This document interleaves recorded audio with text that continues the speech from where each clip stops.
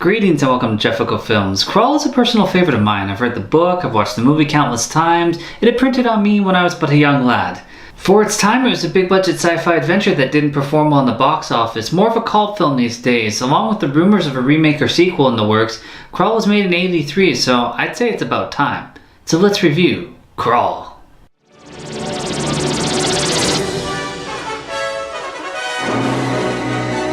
The movie starts out with a simple prophecy. A girl of ancient name will become queen and choose a king, and together they will rule the world and their son the galaxy. No pressure there.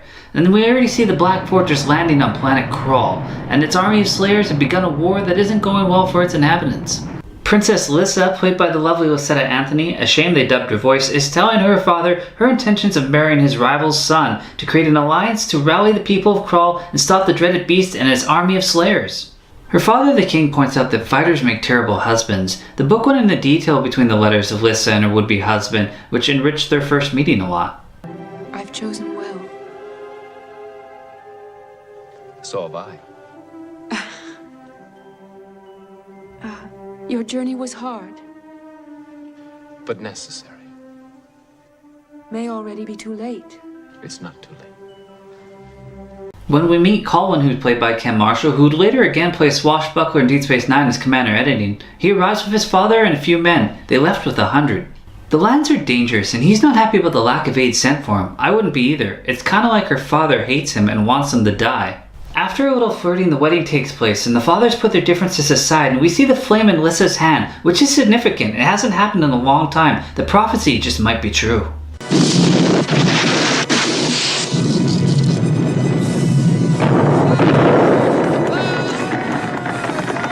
But like all great weddings, it is disrupted by an army of the damned. The slayers bust down the door and start killing everyone in sight. Every available man starts fighting back, but what they really needed was an archer, because the slayers have these laser weapons that shoot out of their pikes, which are already sharp and dangerous, and it really would have leveled the playing field for them. Colwyn's father gets killed, but we also get to see slayers get killed, which is a neat effect.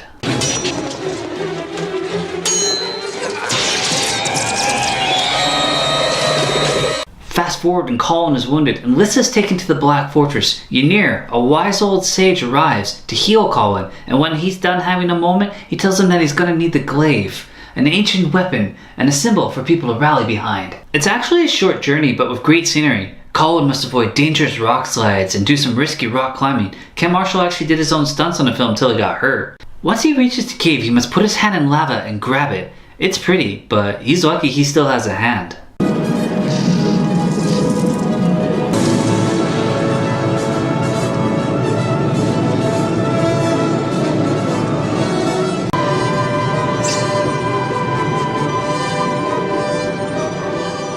We often jump back to the beast in his fortress playing mind games with Lyssa as she's running around the ever-changing corridors with no chance for escape. He wants to marry her. Get in line, pal. We learn the Black Fortress moves to different locations every day, so it's impossible to know where it will appear. But Ynir knows the Divine Seer, so we journey there next. Again, awesome sets and locations.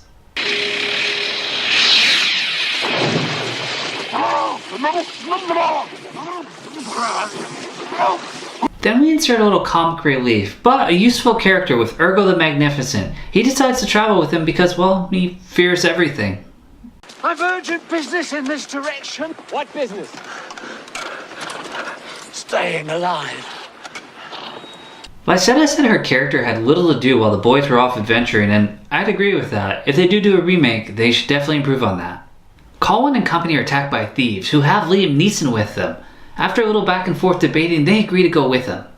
I don't kill men without good reason. Nor do I. And be thankful for it.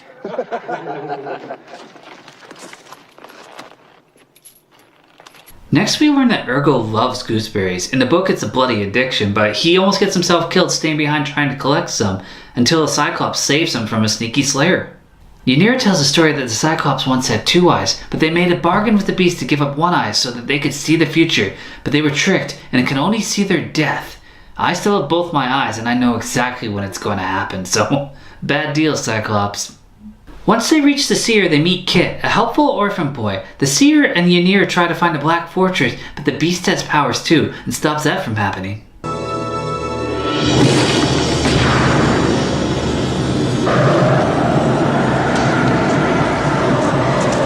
The Emerald Seer says the only place the beast can oppose them is in the Emerald Temple, but it's a dangerous journey. Everywhere is dangerous, man. And you're living in a cave. You're an Emerald Seer. Why don't you live in an Emerald Temple? It sounds nice.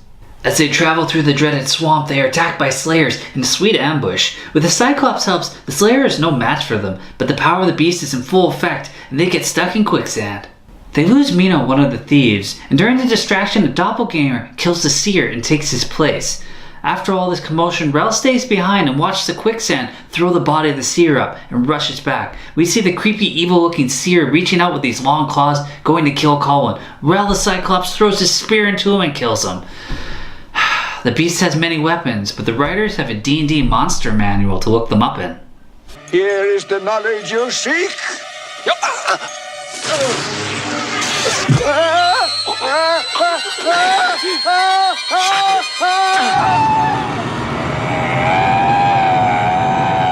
After a moment of all hope is lost, Ynir mentions there is but one chance, the Widow of the Web. He knows her, but no one has ever returned, but he thinks he can. So they make camp before he heads out. Urgo brags too much and is forced into making stew for everybody, which tastes like shoes. In the book, everybody bugs him relentlessly, but he eventually realizes it's the Bonnie thing, and that this band of outlaws has accepted him. Liam has multiple wives and one nearby, so he heads out for provisions and returns with her and a young girl. She is quiet and frightened and seeks the comfort of Colwyn, who is kind to her. Oh, our village was burned. She'd nowhere to go, so I took her in. Look at her one more time and I'll throw her out. Mereth. Oh, my sweet. She doesn't hold a candle to you. She's not even pretty. Yeah. Now look, Petal. Faithful is my middle name. In the book, she's older and more seductive, and you feel bad for her that she's forced to serve the beast, and she believes in Colwyn and what he's trying to do, so she doesn't try to kill him, only tell him that she was sent there to do that. In the movie, it's a fleeting moment, but it shows that the beast doesn't have control over every creature he enslaves.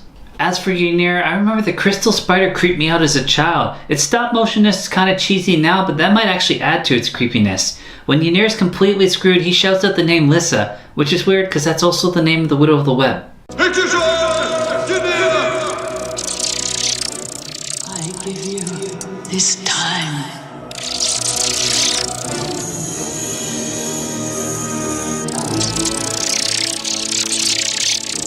She uses the hourglass to buy him some time, which freezes the spider in place, which helps him to get to the center of the web, which is where she lives, with a mirror and a bed. It's like a little apartment. We learned that they had a relationship, but that he felt his duty to Krull and the prophecy was more important, so he left, not knowing that she was pregnant with his child, and when she gave birth to it, she killed it, because she was so angry with him, and this place was her punishment. You can never forgive a woman who has killed your son. If I had not, could I see you now as I saw you then? And allow me to see through your eyes. Ynir felt both heartbroken and guilty for leaving her. Somehow she was able to see herself through his eyes when she was young and beautiful. It, along with a fairly positive visit, was enough for her to sacrifice herself for him to escape through the web and back down the mountain to tell his friends where the Black Fortress is. But he must hold on to the sands of time, for once they run out, so will his life. Go now. Save the other Lyssa. He goes, and once he gets past the spider, he's had to spend a little bit of the sand to keep it back. It goes to the center of the web, crashes through the apartment, and kills her. Ynir races down the mountain, barely making it to Colwyn and telling him the location before he dies. It was a sad moment, and the second father figure that Colwyn's lost this week. At sunrise, the Black Fortress will appear in the Iron Desert. It will remain there till sunrise of the following day. The Iron Desert's 1,000 leagues from here. Fire mares. Fire mares can travel 1,000 leagues in a day. Rel points out the fire mares could get them there, an ancient breed of horses, but he cannot go for he senses his time is coming and he must stay and die. So he says goodbye to Urgo and Kit as they get on the horses and ride. These are some pretty spectacular horses.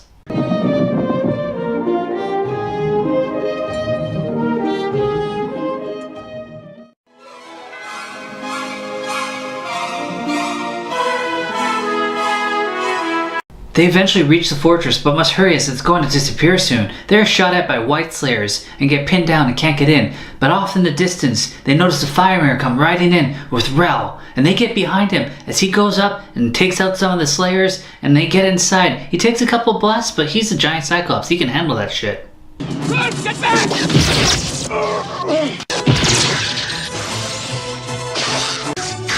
Follow him! However, Rel's time comes as he's helping people get through the door. He gets crushed by it. It's a brutal death, which he should have saw coming. Stockwell!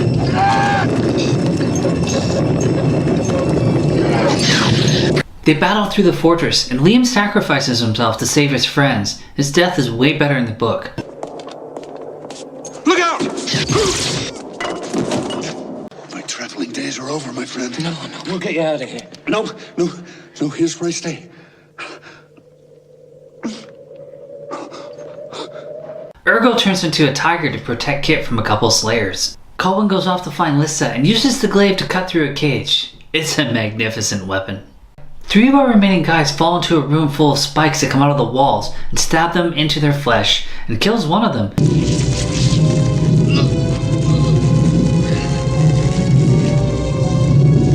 Stockwell! But let's be honest, he was reaching for his gold knife because he was obsessed with it, and it cost him.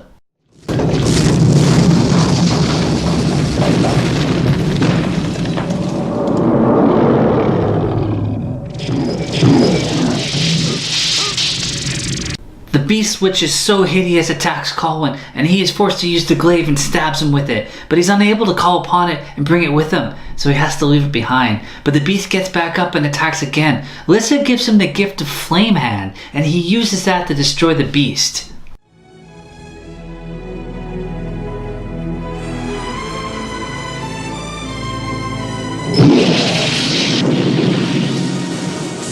Quickly they find the others and escape and dive into a field as the castle is being sucked up one piece at a time. Torquil is promoted to Lord Marshal and the planet Krull is saved. The key's yours. Only the king and his Lord Marshal carry this key. That's right.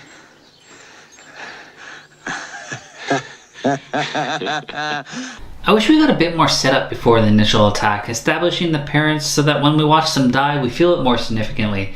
The Slayers are cool, but identityless, so no real malice comes from them because they don't even talk. I would have loved to have seen a scene where they're just taking over a village and you got our heroes hiding out in some of the huts or something. But having a secondary bad guy that can like be a big foil for Colwyn to face, so that he's proven himself before he goes to face the beast. Now Lyssa and the beast do get screen time, but they could use that to develop the beast a bit more. Such is my power. It can be yours. I don't want your power. Do not let my form frighten you. I could assume any form I wish. Any form you wish. A Krull remake would probably fare as well as the first one because it's a pretty unknown property, but if you put it on a streaming service and made it like for adults, not none of this Narnia Shannara crap, I think that'd be a better platform for it. You could tell a lot more story. I love Krull. Maybe it was because it was part of my childhood, or it's a really neat D&D adventure, or maybe because I've lived it. But it gets my recommendation as a fun movie in a romantic time where heroes can be heroes and not be bogged down by today's expectations. Well, as always, thanks for watching.